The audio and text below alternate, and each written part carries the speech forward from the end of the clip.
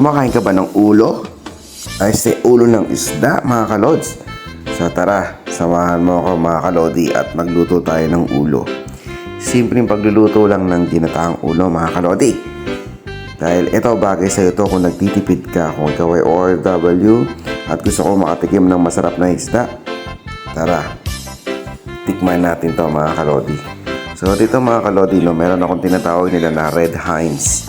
So parang itsura siya ng lapu-lapu. So gawin lang natin dito mga kalodi is hahatiin lang natin siya sa gitna, o means butterfly lang natin siya para talagang maluto pati yung loob at madaling kainin. So sa mga taong na gagamit ng kutsilyo dyan, at ingat-ingat kayo sa paggamit ng kutsilyo, no? Dahil medyo mahirap pala talaga mga kalodi na magbiyak ng isda. Yung ulo ba ng isda?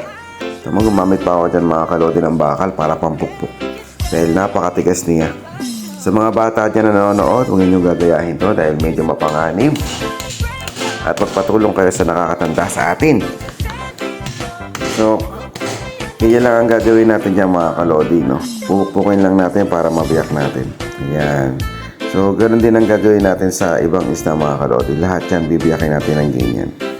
Then, ayan na nga mga kalodi, nabiyak ko na lahat at nahugasan ko na lahat yung mga yan. So, kita niyo yan, no? Sarap yan mga kalods. Sariwang sariwa.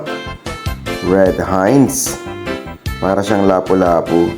Then, niready ko na yung mga ingredients niya mga kalodi. So, naglagay lang ako dito mga kalodi ng sibuyas, bawang, luya, at sili. So, dito pala mga kalodi, ang una kong ginawa is nilagay ko muna yung mga lahat ng ingredients sa ilalim para talagang manuot yung mga pampalasa natin. Then isusunod ko na rito mga kalodi yung mga biniyak nating mga isda. Yan, nilagyan ko na rin siya ng mga asin isa-isa mga kalodi. Huwag kayong mag-alala mga kalodi dahil hindi yan naalat. Sasakto lang yung alat niya dun sa paglalagay natin sa mga isda. Bali hindi na tayo rito maglalagay ng mga pampaalat mga kalodi dahil yun na mismo yun. Then yung mga natira natin mga ingredients mga kalodi, then ilalagay naman natin sa taas para talagang solid talaga yung mga pampalasa natin.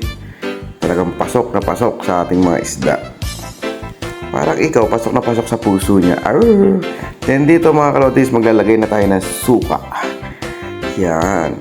Bali gagawin pala natin dito mga kalodi, no, is ipapaksiw muna natin siya bago natin igata. Yun. Natutunan ko itong pagluluto na to sa aking magulang. Ganyan-ganito sila kasi maggata. Bali, pinapaksiw muna nila mga kalodi yung isda. Then, kapag natuyo na yung sabaw ng paksiw, then doon na nila bubuhusan ng gata. Makikita niyan after nito mga kalodi. Then, maglalagay tayo syempre dito mga kalodi ng tubig. Then, nakita nyo kanina, naglagay ako dito ng paminta mga kalodi, no? Then, diretso na natin ito pakulo mga kalodi, takpan lang natin. Mga siguro after 15 minutes magiging makulo na yan, or 20 minutes ano na yan, magre-reduce na yung sabaw niya. Dito naglagay pala ako ng sikreto mga kalodi, no? Sikretong pampalasa, ang magic syrup. Yon, sana all magic syrup, baka naman. Then mga 20 minutes later mga kalodi, ayan na, tuyong-tuyo na yung sabaw natin. Wala na sabaw. So, ito na yung time para ilagay na natin ang ating gata. Yun, ang sarap po. Gata. Sana all ginagataan. So, ayan nga mga kalodi. Ngayon, pagkalagay natin ng gata, mga kalodi, then, nagdagdag ako rito ng chili flakes dahil wala na nga akong sili. So, si chili flakes na ang magbibigay ng anghang sa ating gata. Mas masarap kasi sa gata, maanghang. Gusto ko talaga na maanghang yung gata. Talaga nagbibigay gana sa'yo pag kumakain ka. Then takpan lang natin yung mga kalodi. Then after 10 minutes to 15 minutes, ayan na siya, kumukulo-kulo na siya. So i-reduce lang natin ulit yung sabaw niyan dapat eh. Pero okay na siguro yan. Then yan, i-scatter lang natin yung mga ano niya. Yun o. Yun o. Sarap. Masarap kasi sa gata, maraming sabaw. Ayoko nung sobrang tuyo dahil nabibitin ako sa sa sabaw. Kaya siguro goods na to mga kalods. Sarap. mga kalods, pakso na gata. Ano na, kain na tayo mga kalodi. So, ito na nga mga kalodi, unang subo sa inyo mga kalodi. Nakikita nyo, kahit ulo lang yan, malaman-laman yan. Grabe, ang sarap. Grabe, panalo to mga kalodi. Napaka-juicy nung laman niya. Para talaga siyang lapo-lapo tong Red Heinz na to. Eh, nakita mga kalodi, ulo lang yan pero malaman. Totoo nga yung sinasabi nila, ang masarap na isda ay nasa tinik. Yon. So, tara na mga kalodi, kain na tayo.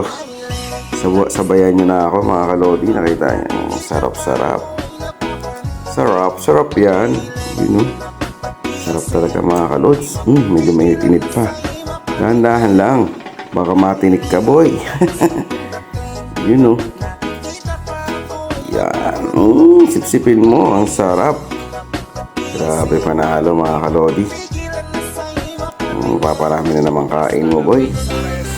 Ito, lahat ito pinapaborito ko. Yung sipsipin mo. Ang sarap. Grabe. Paalam na sa inyo mga kalodi. Salamat sa panonood.